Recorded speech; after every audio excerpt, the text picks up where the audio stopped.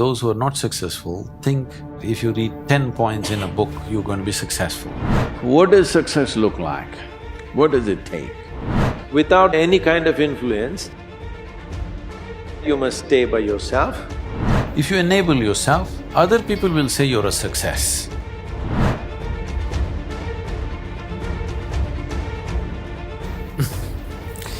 If there were tips for success, everybody would have been successful. There are no tips for success. Hands on, you got to do a million things. Only those who are not so successful or those who are not successful think somewhere if you read 10 points in a book, you're going to be successful. Those who are successful, they know, they stand on their head and do circus on a daily basis, okay? Only in the parties they stand up straight, rest of the time they are on their head, okay? We need to understand this. If you want to be successful, don't seek success. What you seek is competence. If you enable yourself and if you do something well, other people will say you're a success. If you think I'm a success, it's foolish, isn't it? You're doing something and you're doing it well, other people in the town or in the country or in the world, people will say, oh, he's doing something really successful. They're looking up to you, that's fine. You look up to yourself, that's madness, okay? You don't seek success, you seek empowerment, you seek competence. You do the best that you can do.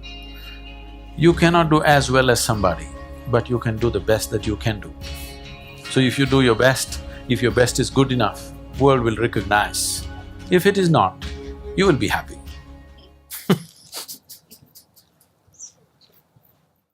So, what does success look like? What does it take? Well, I know family and friends who always have their breakfast on time. And after breakfast, of course, they must have coffee. After coffee, of course, they must light up a cigarette and sit there nicely because they're trying to become peaceful.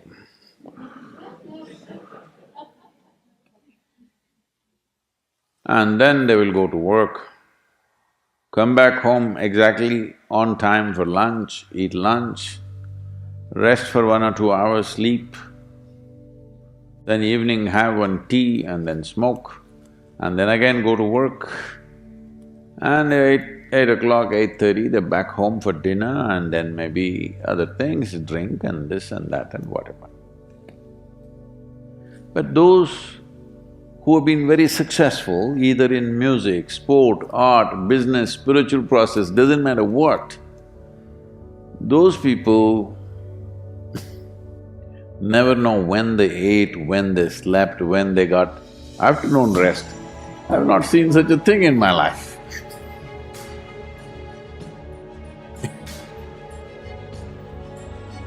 So, those who are committed to being successful with whatever they're doing,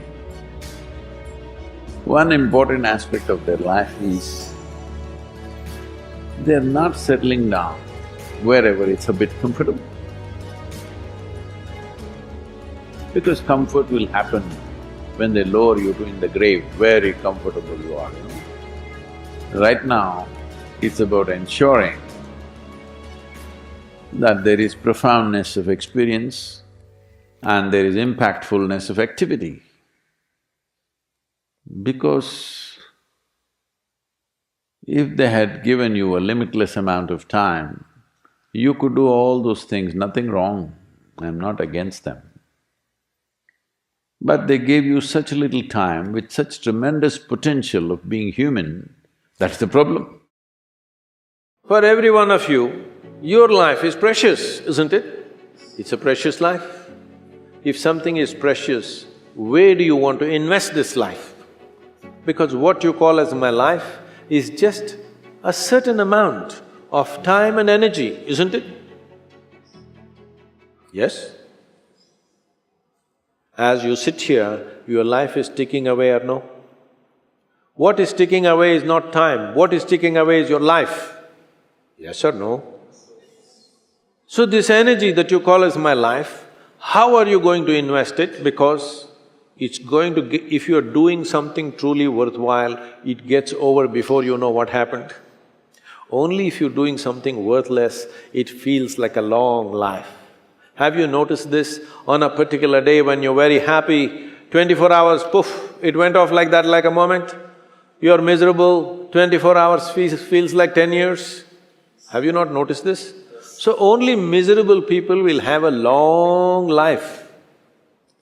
Joyful people, life goes away like that, as if it's a couple of days. It passes away like that if you are creating what you really care to create.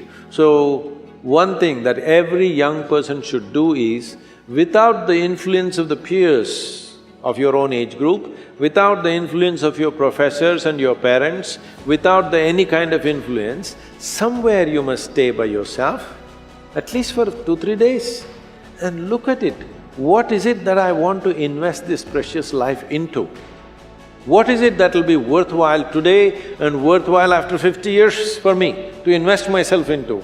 You invest your life into that, whatever it is. However small, big, it doesn't matter. If you see that this is something truly worthwhile and you invest your life in that, this will be a life of fulfillment.